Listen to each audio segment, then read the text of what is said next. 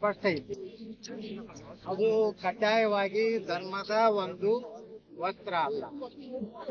ಯಾವುದೇ ಶಾಲಾ ಕಾಲೇಜುಗಳು ತಮ್ಮ ಶಾಲೆಯ ಏನು ಒಂದು ವಸ್ತ್ರ ನೀತಿಯನ್ನು ಮಾಡ್ತಾರೆ, ಕೋಡ್ ಡ್ರೆಸ್ ಕೋಡ್ ಏನ್ ಮಾಡ್ತಾರೆ, ಅದ್ರಂಗ ನಡಿಬೇಕಂತೇಳಿ ಸುಪ್ರೀಂ ಕೋರ್ಟ್ ಸಹಿತ ಹೇಳಿ. ಅವ್ರಿಗೆ ಒಬ್ಬ ನ್ಯಾಯಾಧೀಶ, ಅವರು ನ್ಯಾಯವಾದಿಗಳೇ, ವಕೀಲರು ಇದಾರೆ ಸಿದ್ದರಾಮಯ್ಯ. ಏನೋ ದೃಷ್ಟೀಕರಣ ಮಾಡ್ಲಕ್ ಹೋಗಿ ಸಿಗಬಿದ್ರು.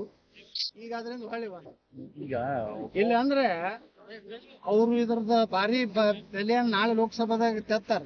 ನೋಡ್ತಾ ಇರ್ರಿ, ಈ ರೀತಿ ಮಕ್ಕಳಲ್ಲಿ ಭೇದ ಭಾವ ಮಾಡೋಂಥದ್ದು ಯಾವುದೇ ಪಕ್ಷ ಇರಲಿ ಮಾಡಬಾರ್ದು. ಅದನ್ನು ಸಿದ್ದರಾಮಯ್ಯನವ್ರು ಏನಾದರೂ ಜವಾಬ್ದಾರಿಯುತವಾಗಿ ಒಬ್ಬ ರಾಜ್ಯದ ಮುಖ್ಯಮಂತ್ರಿಯಾಗಿ ಹೇಳಿಕೆ ಕೊಡ್ತಾರೆ. ಈ ಹಿಂದೆ ಕೋಮು ಸೌಹಾರ್ದ ಐತಂದ ಪರಸ್ಪರ ವಿಶ್ವಾಸದಿಂದ ಇದು ನಡೀತಾ ಇತ್ತು ವೀಸಾ ಅನ್ನೋದು, ಆದ್ರೆ ಅದನ್ನೇ ಬಿಜೆಪಿ ಅವರು ಕದಲಿಸ್ಬಿಟ್ರು ಅಂತ ಕಾಂಗ್ರೆಸ್ ಅವರು.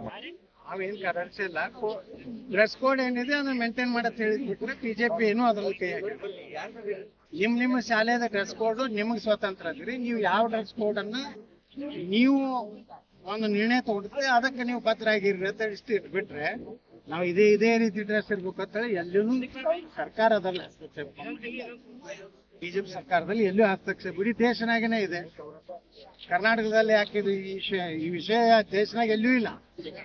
ಕರ್ನಾಟಕ ಬಿಟ್ರೆ ಎಲ್ಲ ಐತ್ರಿ ಇದು, ಎಲ್ಲಿ ಕಾಂಗ್ರೆಸ್ ಮುಳು ಹೋಗತ್ತೆ ಅಂತ ಲೋಕಸಭಾ ಚುನಾವಣೆ. ನಿಶ್ಚಿತವಾಗಿ ಈ ರೀತಿ ಕೋಮು ಆಧಾರದ ಮೇಲೆ ನೀವು ಮಕ್ಕಳನ್ನು ಹೊಡೆಯಂತ. ಈಗ ನೀವು ಮಕ್ಕಳಿಗೆ ಪ್ರವಾಸ ಎಲ್ಲಾ ಮಕ್ಕಳು ಬಡವರು ಎಲ್ಲಾ ಮಕ್ಕಳಿಗೂ ಕಳ್ಸ್ಬೇಕಲ್ಲ, ಅಂದ್ರೆ ಅವ್ರ ಬಳಿ ಪ್ರೀತಿ ವಿಶ್ವಾಸ ನೀವು ಪ್ರತ್ಯೇಕ ಅವ್ರನ್ನ ಕಳ್ಸೋದ್ರಿಂದ ಮತ್ತೆ ನೀವು ಪ್ರತ್ಯೇಕ ಎಲ್ಲಾ ಸಮುದಾಯದ ಮಕ್ಕಳು ಕೂಡಿ ಕಲಿಬೇಕು, ಕೂಡಿ ಊಟ ಮಾಡಬೇಕು, ಕೂಡಿ ಆಟಬೇಕು. ಹಾಗನೇ ಸಮಾನತೆ ಬರ್ತದೆ, ಸುಮ್ಮನೆ ಸಮಾನತೆ ಬರ್ತದೆ. ಅದಕ್ಕೆ ಏಕರೂಪ ನಾಗರಿಕತೆನೇ ಉತ್ತರ ಅಂತ. ಇದನ್ನ ನಿಶ್ಚಿತವಾಗಿ ನಮ್ಮ ಪ್ರಧಾನಮಂತ್ರಿ ಮೋದಿ ಅವರು ನಿಶ್ಚಿತವಾಗಿಯೂ 2024 ಒಳಗನೆ ತರಬಹುದು. ನಂತರ ಆದ್ರೂ ಸಮಾನ ನಾಗರಿಕ ಸಂಸ್ಥೆ ಸುಪ್ರೀಂ ಕೋರ್ಟ್ ಸಹಿತ ಹೇಳಿದ್ರಿ, ನಮ್ಮ ದೇಶದಲ್ಲಿ ಸಮಾನ ನಾಗರಿಕ ಸಂಸ್ಥೆ ತರುವಂತ ಪ್ರಯತ್ನ ಮಾಡ್ಬೇಕಂತ ಸಲಹೆ ಕೊಟ್ಟಿದ್ವಿ. ಅದು ನಿಶ್ಚಿತವಾಗಿ ಹಂಗ ನಾವು ಕಾಶ್ಮೀರ 370 ಅಯೋಧ್ಯ ರಾಮ ಮಂದಿರ, ಅದೇ ರೀತಿ ತಲಾಖದಲ್ಲಿ ನಿರ್ಣಯ ತಗೊಂಡು ಸಮಾನ ನಾಗರಿಕ ಸಂಹಿತೆ ಎಲ್ಲಾ ಧರ್ಮದವರಿಗೆ ಅನ್ವಯ ಆಗುವಂತದ್ದು ಕೆಲವೇ ದಿವಸಗಳಲ್ಲಿ ಭಾರತದಲ್ಲಿ ಜಾರಿ ಆಗುತ್ತೆ. ಹಂಗೆ ಹೇಳ್ತಾರೆ, ಅವ್ರು ಏನ್ ಹೇಳ್ತಿರ್ತಾರೆ ಅದ್ರ ಉಲ್ಟಾ ನಡೆದಿರ್ತಾರೆ.